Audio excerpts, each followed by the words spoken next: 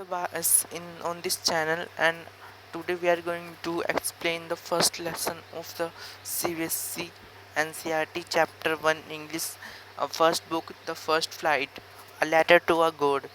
So the story based on a farmer, and the author of this chapter is J.L. Fuentes. Before you read, it means what you should need to know before start reading the chapter. तो ये we can see this say faith can move mountains, but what should we put our faith in? मतलब the faith, the मतलब वो कहते हैं कि अगर हमारे में सच्चाई है, विश्वास है, हम पहाड़ों को हिला सकते हैं.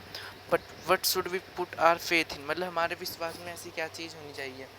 This is the question this story delicate possess.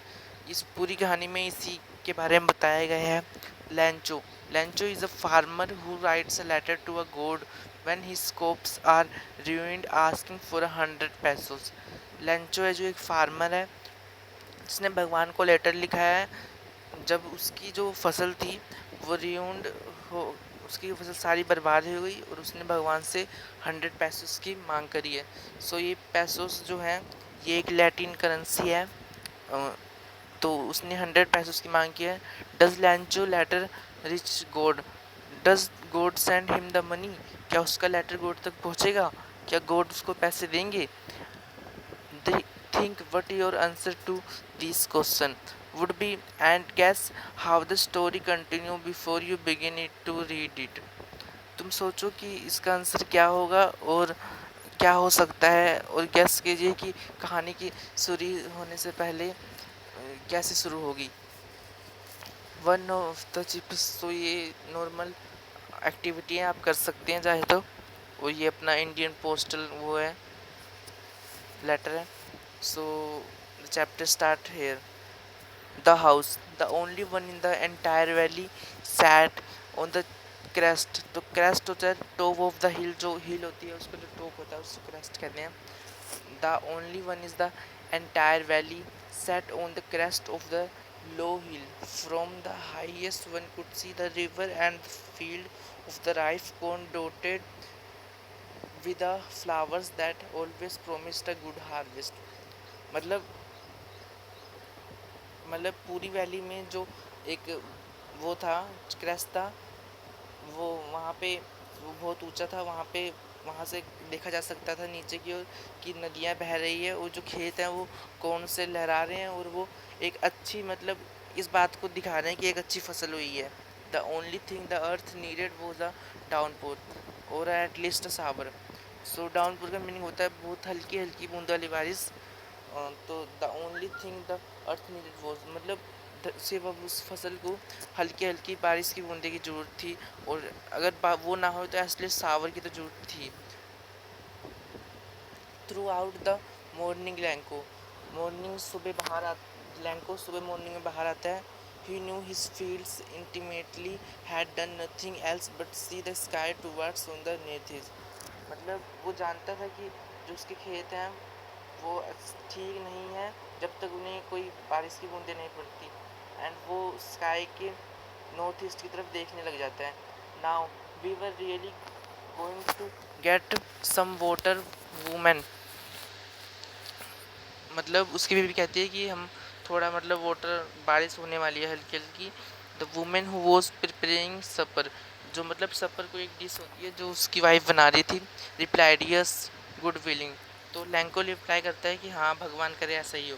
The older boys were working in the fields while the smaller ones were playing near the house. उसका बड़ा बेटा था वो खेत में काम कर रहा था, और जो छोटा बेटा था वो हाउस में खेल रहा था. Until the women called to them all, जब उसकी मम्मी के बुलाने से पहले वो ये काम कर रहे थे उसके दोनों बेटे. Come for dinner, it was during the meal that, उसने बुलाया कम फॉर डिनर रात के खाने के लिए आ जाओ. It was during the meal that, वो खाना खा रहे थे उसके बीच में. Just as Lencho had predicted big drops of rain began to fall. उसी वक्त लैंको ने प्रेडिक्ट किया, प्रेडिक्ट कि उसने उसने प्रिडिक्ट किया, अनुमान लगाया कि बारिश कि एक बड़ी बूंद बहुत तेज बारिश होने वाली है। In the north east huge mountains of the cloud to see approaching, मतलब जो नॉर्थ ईस्ट के पहाड़ थे वो बादलों को अप्रोच कर रहे थे कि वो इस तरफ आए और बारिश करें। The air was fresh and to have the pleasure of feeling the rain on his body, जो हवा थी बहुत फ्रेश थी एंड स्वीट थी, जो हवा थी बहुत ही फ्रेश और स्वीट थी। The man went the man went out for no other reason than to have a pleasure of the feeling of the rain, मतलब जो लैंको था वो यही किसी या दूसरी रीज़न के लिए, इसी रीज़न के लिए बाहर गया था कि वो फील कर सकता था रेन की बूंदों को ऑन हिज बॉडी।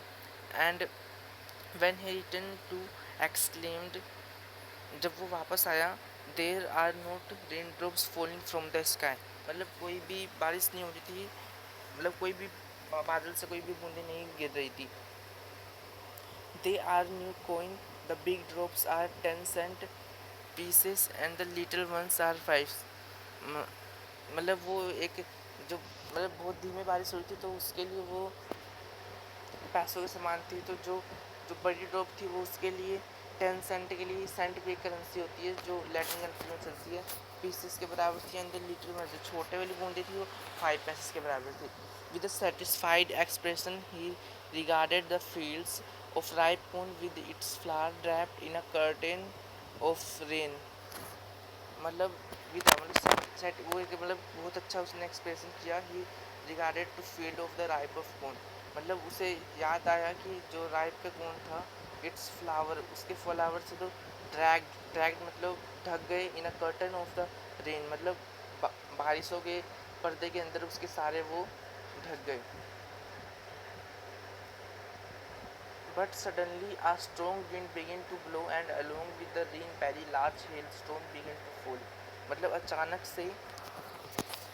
अचानक से स्ट्रॉन्ग विंड, एक बहुत तेज हवा का झोंका आया जो उसको blew and along with the rain very large storm, मतलब उसने हेल स्टॉर्म मतलब ओले बरसा दिए, उसने बहुत बर्फ़ गिरा के चला गया उसके सारे खेतों में। Very large and the boys exposing themselves to the rain, जो उसके बच्चे थे वो बाहर आ गए थे बारिश के, अपने आप को बारिश में बाहर ले आए थे। Rain out to collect the frozen piece, मतलब वो उन्हें कलेक्ट करना चाहते थे। It's really getting bad now exclaimed of the man, I hope it passes quickly, if did not pass quickly for an hour the hail rained on the house, the garden, the hillside, the cornfield, on the whole valley, मतलब ये एक बहुत ही ख़राब शुरुआत थी। Man की सारी जो होप थी वो साइड टूट चुकी थी। It did not pass quickly, मतलब वो इतनी तेज़ी से गई कि एक आधे हार में सारी बर्फ़ से पूरा ढक गया उसके घर। The garden, the hillside and the cornfield, जो गार्डन था वो भी हिल स्टॉर्म से सारा ढक गया, और जो हिल साइड थी वो भी, और जो कॉर्न फील्ड मतलब जो खेत थे वो भी, और द होल वैली, पूरी वैली में यही हुआ था। The field was white and it was covered with salt, not a leaf remained on the tree. Field was white, सारे खेत थे वो सफ़ेद हो चुके थे, पूरे देखने में वाइट हो गए थे।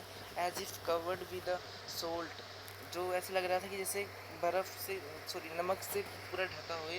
Not a leaf remanded on the tree, एक भी पत्ता पेड़ पे जो दिख नहीं रहा था, सारा का सारा बर्फ़ के से ढक चुका था।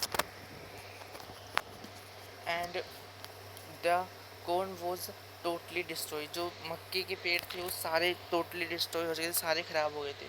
लैंक soul was filled with sadness, मतलब जो उसकी आत्मा अंतरात्मा थी वो बहुत दुखी हो चुकी थी। when plants Lanco soul was filled with the sadness, when the storm had passes, he stood in the middle of the field and said to his sons, a plague of locusts would have left more than this, मतलब जब उसके खेतों के ऊपर से वो hailstorm गया तब वो खेत के बीच में ही खड़ा था। एंड उसने अपने सन से कहा, अ प्लेग ऑफ लोकस वुड, मतलब एक हवा का झोंका आया और कुछ भी नहीं बचा, सारा का सारा कुछ ख़त्म हो गया। This year we will have no fun, मतलब इस पूरे साल हम भूखे रहने वाले हैं।